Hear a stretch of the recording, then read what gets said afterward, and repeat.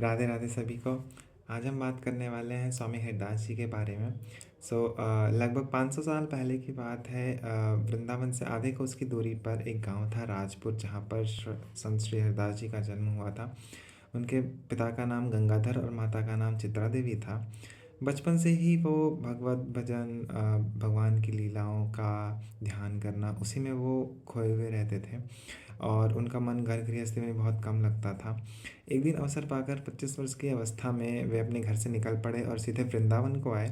वृंदावन में आकर सबसे पहले उन्होंने अपने पास एक तो देवता श्री बिहारी जी के दर्शन किए और उन्हीं के शरणागत होकर निधिवन में रहने लगे।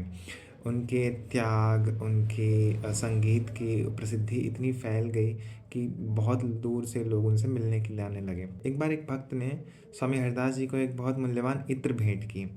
अब श्री हरिदास जी तो ध्यान में रहते थे। श्री हरिदास जी यमुना किनारे रेती में बैठे हुए थे और वो ध्यान में मग्न थे। वो भगवान की लीलाओं में, श्री ठाकुर जी, श्री राधा रानी के होली लीला में व्यस्त थे। और जब भगवान ने उन्हें ललकारा तो स्वामी हरिदास जी ने वो इत्र की शीशी भगवान के पीताम्बर पर उड़ेल दी। और उन्हें बाह्य ज्ञान तो बिल्कुल था नहीं। और जब भक्त ने देखा कि उनकी दी हुई इतनी मूल्यवान चीज़ को स्वामी जी ने इत्र में फेंक दिया है, तब वो आश्चर्यचकित रह गया। और जब हरदास जी की आँख खुली, तब उन्होंने देखा कि भक्त तो चिंतित है कि क्या हो गया, ऐसा क्यों किया इन्होंने। फिर उन्होंने उस भक्त को अपने शिष्यों के साथ बोला कि जाओ बिहारी जी के दर्शन करके आओ।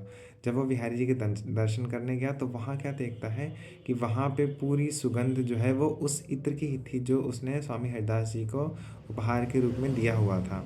अब वो बहुत लज्जित हुआ और उसने ये देखा कि चलो मेरी दी हुई वस्तु भगवान ने स्वीकार कर ली, और ये सोचकर वह बहुत प्रसन्न हुआ। तो ये थी भैया लीला हमारे स्वामी हरिदास जी की। जय जय श्री राधे, जय जय श्री श्याम।